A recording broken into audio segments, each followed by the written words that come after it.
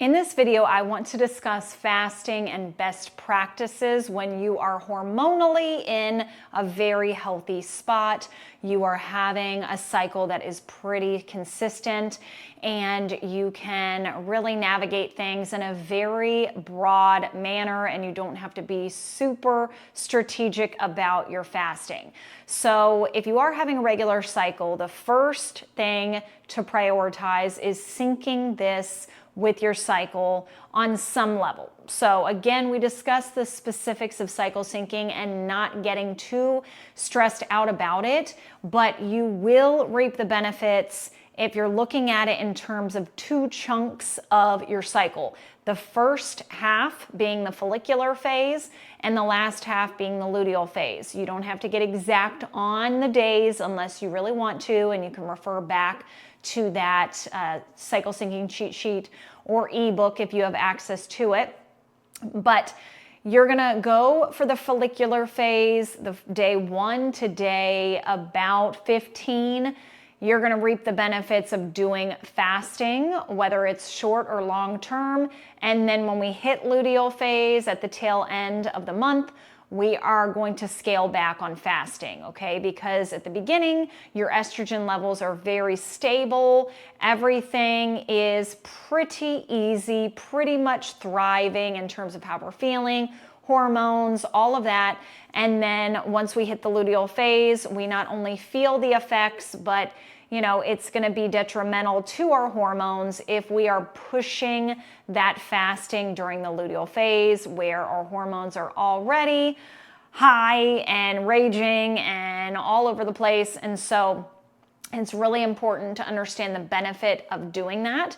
Now, if you want to do extended fasting, more so than just your 16-8 method, where you're eating for a span of time that's 8 hours and you're fasting for 16.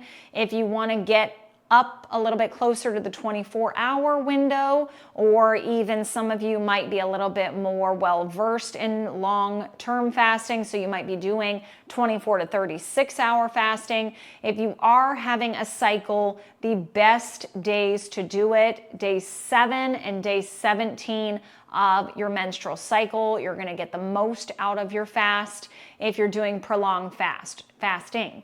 So take that into consideration. Now, when you are doing fasting, I do think that if you're following this method and you're doing straight 17 days of fasting, even if it's only 16 hours, and then you follow it by 16 or however many days in your luteal phase of non-fasting, you can follow that approach and you can do that month to month. But if you take a different approach and you feel that you want to jump into this world of fasting and you want to do it every single day, and hormonally you're feeling good, you want to benefit from the gut health element, you want to benefit from the metabolic side of things, and you're not so focused on your hormones at this point, I would not suggest you doing 7 days a week, week in, week out for month after month, because eventually you're going to get to a place where you might really tax your thyroid, and so that's going to lead you down a bad, path in terms of your T3 and also being able to burn fat efficiently. So I think there's pros and cons to it. Definitely more pros if you're doing it in a very strategic manner or short-term manner, or for a few days each week and then you do a few days off, versus every single day for 1 month straight, followed by another month and another month. You can only get away with doing that for so long before it does take a negative toll on your health. So please be aware of that. Now, when you are doing fasting, technically, you do not want to consume anything that is going to be more than 15 calories. Some studies show 30 calories being the max for breaking your fast. Now, every body is going to be different. So the only way you're going to know is by monitoring your glucose. And even then, insulin levels are going to be spiking slightly. So that's counterproductive to what you're trying to do. So the only way to know for sure that you're not going to be kicked out of your fast is going to be having black coffee, plain tea, no sweetener, no creamer, no BCAAs. And so you really want to be as tight as you can with what you're putting in your mouth. Even artificial sweetener, so gums that do have sucralose or aspartame as the sweetener, that will kick you out of your fast. You can do lemon juice, lemon water. You can do apple cider vinegar if you like doing that when you're in a fasted state, because like we talked about before, that does have a satiety aspect to it. So it's going to allow you to really feel fuller even though you are fasted. So that might be helpful. So definitely looking at what you are doing when you are in that fasting period, and then reminding you of when you break your fast, whether it is a 16-hour fast or it's a longer fast, you really want to be aware of the first meal you're putting in your mouth, because that will have more of a blood sugar surge than had you not been fasting. So just to say it from a different angle there so you understand it.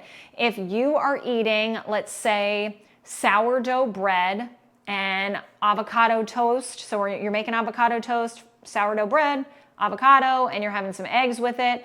If you have that when you wake up and you, let's say you ate dinner before you went to bed and then you woke up and then you had something to eat and then 2 hours later you had the sourdough, as part of your meal. That is going to spike your blood sugar to a certain degree, of course, because all meals will.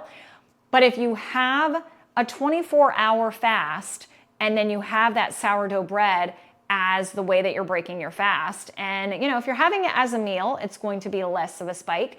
But if you're having it solo, it's going to be more of a spike.